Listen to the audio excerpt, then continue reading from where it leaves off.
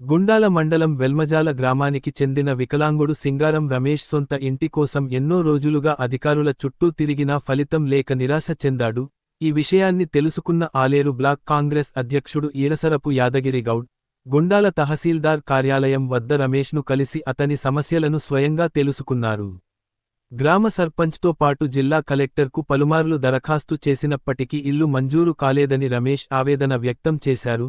దీనిపై స్పందించిన యాదగిరి గౌడ్, బీర్లా ఫౌండేషన్ ఆధ్వర్యంలో వెల్మజాల గ్రామంలో సింగారం రమేష్కు త్వరలోనే సొంత ఇల్లు నిర్మించి అందజేస్తామని హామీ ఇచ్చారు. వికలాంగులు, నిరుపేదల సంక్షేమానికి బీర్లా ఫౌండేషన్ ఎల్లప్పుడూ అండగా ఉంటుందని తెలిపారు.